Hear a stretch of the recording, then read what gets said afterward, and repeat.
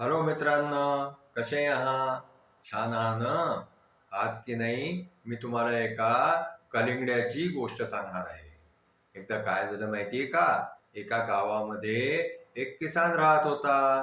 त्याची खूप सारी शेतीवाडी होती. एकदा काय झालं, त्याच्या शेतामध्ये खूप मोठं कलिंगड लागलं. आता ते मोठं कलिंगड पाहून आणखीन त्या किसानाला असं वाटलं की हे मोठं कलिंगड आपण जे आहे ते राजाला नेऊन गिफ्ट करावं. आता तो विचार करत होता की आपण राजाकडे जाऊया. आता तो ते कलिंगड तोडणार. तेवढ्यामध्ये काय झालं माहितीये का? त्या राज्याचा राजा जो आहे ना, त्याला एक सवय होती की तो आपलं रूप बदलून जे आहे ना, तो राज्यामध्ये इकडे तिकडे फिरायचा. आणखीन फिरून लोकांशी गप्पा मारायचा. त्यांचे सुखदुःख जे आहे ते माहिती करून घ्यायचा. तर अशा प्रकारे राजा वेश बदललेला जो आहे तो त्या किसानाच्या शेताजवळून चालला होता.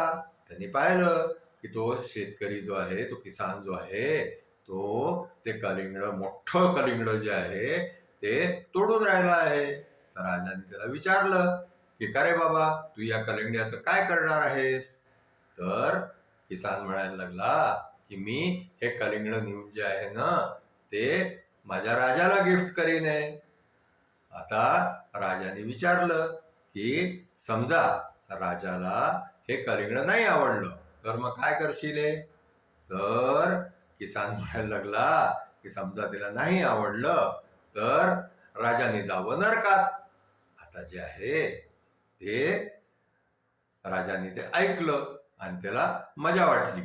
आता तो राजा आपल्या महालामध्ये गेला आणि तो तिथे जाऊन वाट पाहू लागला की हा किसान आपल्याला कलिंगड द्यायसाठी केव्हा येतो आहे.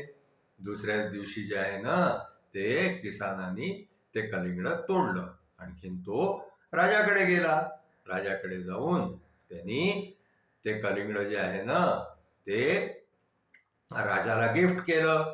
आणखीन राजा त्याची जी आहे ना, ती थट्टा करायसाठी म्हणाला की मला हे तुझं कलिंगड काही एवढं आवडलं नाही. तर त्यांनी किसानाला विचारलं की आता तुझं उत्तर काय राहील याच्यावरती? तर त्या किसानाने ऑलरेडी जे आहे ना, ते राजाला ओळखून घेतलं होतं की आपल्याला काल जो मनुष्य रूप बदललेला भेटला होता ना, वेश बदललेला भेटला होता ना, तो हाच राजा होता. आता त्यांनी जे आहे ते राजाला म्हटलं की तुम्हाला तर माहितीये माझं उत्तर काय आहे ते. मी तुम्हाला कालच सांगितलं होतं. तर राजा समजून गेला की अरे, हा किसान जे आहे ना, हा खूपच बुद्धिमान आहे. यांनी आपल्याला वेश पालटलेला असताना सुद्धा ओळखून घेतलं की हेच आपले राजा आहे.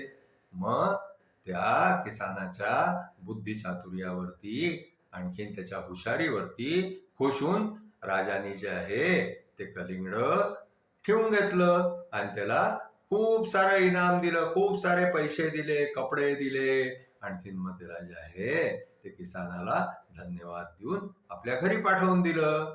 अशा प्रकारे जे आहे ते बुद्धिचातुर्याने त्या किसानाने त्या मोठ्या कलिंगडाचे जे आहे ना, ते खूप सारे पैसे कमवून घेतले. आपली गोष्ट आज इथेच संपली.